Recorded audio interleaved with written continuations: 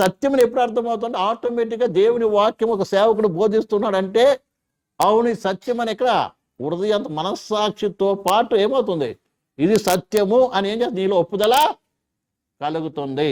లేకుంటే ఏదో డౌట్ ఎక్కడో అనుమానం ఉంటుంది. అర్థమైందండి? ఒక నిజముగా రక్షణ పొందిన విశ్వాసిలో అర్థమవుతుందా, పరిశుద్ధాత్మ ఏం చేస్తుంది, నివసిస్తుంది. పరిశుద్ధాత్మ ఏం చేస్తుంది, అవును ఈ ప్రకారం నడవాలి అని ఏం చేస్తుంది, మనలో ఒప్పింపజేస్తుంది. ఒకళ్ళు ఏదైనా తప్పుడు ఉపదేశం ఒకవేళ కనబడితే దాన్ని ఏం చేయదు, అంగీకరించదు.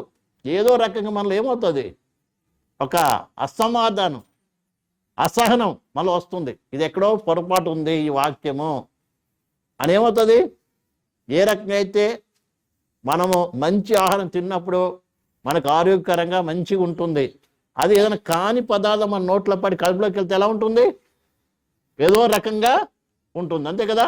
అదే రీతిగా ఒక ఆరోగ్యవంతుడిగా ఉన్నట్లయితే నిజముగా దేవుని బిడ్డగా, నిజముగా నువ్వు నీ జన్మ లేకుంటే నీ రక్షణ, నీ నూతన జన్మ అనుభవం సరి అయింది అయితే చక్కగా నీకు అర్థమవుతుంది ఏమని, ఏది అసలైన బోధ, ఏది శిశులైన బోధ, అదే ఏది మంచి ఆహారం, ఏది మంచి ఆహారము కాదు.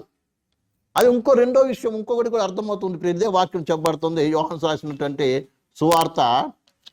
ప్రియమైన బిల్లారా చూడండి,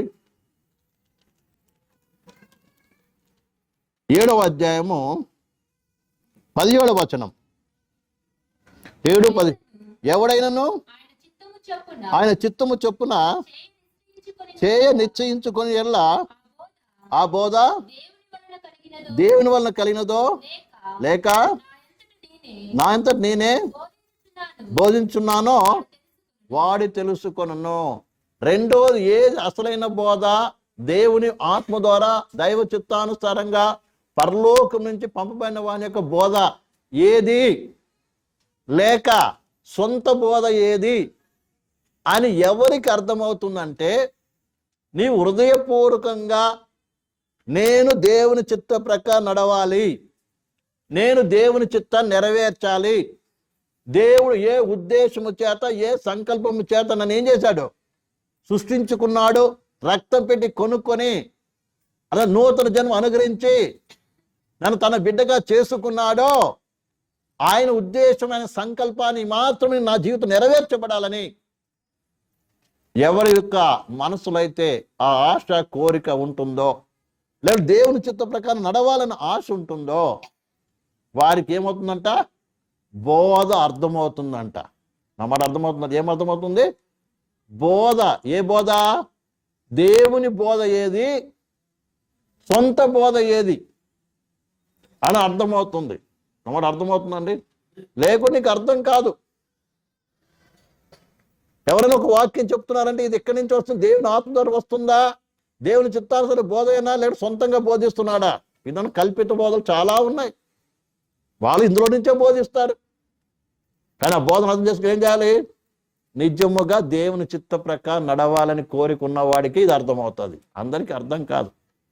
చాలా మంది దేవుని చిత్తం చేయాలని లేదు కాబట్టి ఏది పడితే వాళ్ళు ఏం చేస్తారు, నమ్మేసి అటే వెళ్ళిపోతుంటారు. కారణం ఏంటి, వాళ్ళు దేవుని చిత్తం చేయాలని లేదు, వాళ్ళ సొంత కోరికలు, ఇచ్చలు అండ్ లౌకిక సంబంధమైనది ఏం చేయాలి, వాళ్ళు ఎదగాలని లౌకిక సంబంధం మనసు కలిగి ఉంటారు కాబట్టి ఆ గుంపు అటే వెళ్ళిపోతుంది. కాబట్టి ఎవరు దేవుని చిత్త ప్రకారం నడవాలని, దేవుని చిత్తం నెరవేర్చాలని, దేవునికి ఇష్టంగా జీవించాలని ఆశపడతారో ఆ బోధ వాడికి ఏమవుతుంది, అర్థమవుతుంది. ఇక్కడ వాక్యం యేసు ప్రభు స్వయంగా చెప్తున్నాడు, నేను చెప్పే బోధ ఎవరిది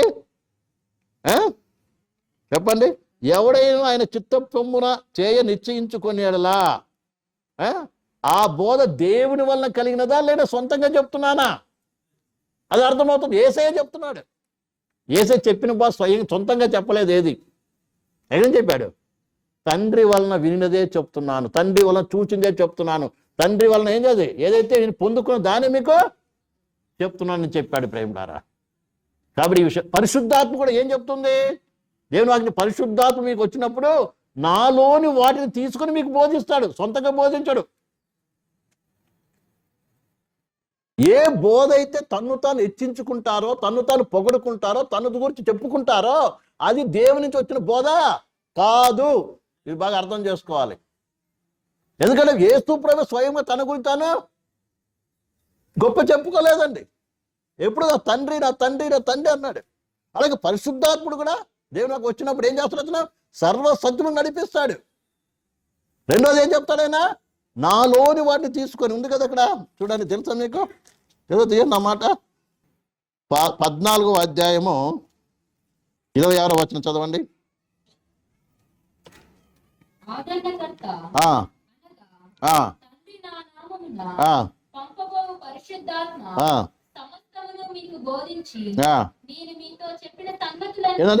నేను మీతో చెప్పిన సంగతులను మీకు జ్ఞాపకం చేస్తారు. ఏసై చెప్పించాడు, తండ్రి చెప్పింది ఏసై చెప్పాడు. ఏసై చెప్పింది ఎవరు చెప్తున్నారు? పరిశుద్ధాత్ముడు చెప్తున్నాడు. ఎవరు కూడా తమ గురించి చెప్పుకోలేదు. అదే ఇక 16లో చదువుతాం ప్రేమిలారా. 16వ అధ్యాయము 14వ వచనం చదవండి. ఆయన ఏమన్నా? నా వాటిలో తీసుకొని మీకు తెలియజేసిన గనుక నన్ను మహిమపరుస్తున్నాడు. ఎవరిని మహిమపరుస్తాడు? పరిశుద్ధాత్ముడు. కానీ ఇద్దరు ఎవరిని వారు మహిమపరచు, ఏసైని మహిమపరచట్లేదు. అందుకే విశ్వాసం మనం కూడా ఎవరి మహిమపరచాలి? ఏ విషయమైనా ఏ కార్యమైనా నువ్వు చేస్తే అక్కడ ఎవరు మహిమ రావాలండి? ఏసైకి మహిమ రావాలి. అర్థమవుతుందండి? ఎవరికి మహిమ రావాలంట? ఏసైకి మహిమ రావాలి. తర్వాత ఉన్న 15లో తండ్రి కలిగినవన్నీ నావి, అందుచేత ఆయన నా వాటిలో తీసుకొని మీకు తెలియచేయనని నేను చెప్పి తిని. తండ్రిలోని వాటిని తీసుకొని పరిశుద్ధాత్ముడు బోధిస్తాడు. కాబట్టి ఈ విషయాన్ని మనం బాగా అర్థం చేసుకోవాలి. ఎందుకు ఈ విషయం చెప్తున్నా అంటే, కాబట్టి మనం ఏం చేయాలి? ఎవరైతే దేవుని చిత్త ప్రకారం చేయాలనుకుంటాడో వారికి ఏం తెలుస్తుంది? దేవుడు ఏం చెయ్యాలో ఆ బోధ నీకు అర్థమవుతుంది. ఆ ప్రకారం ఏం చేయాలి? నడిపించబడాలి. అదే దేవుని ఆత్మ యొక్క నడిపింపు.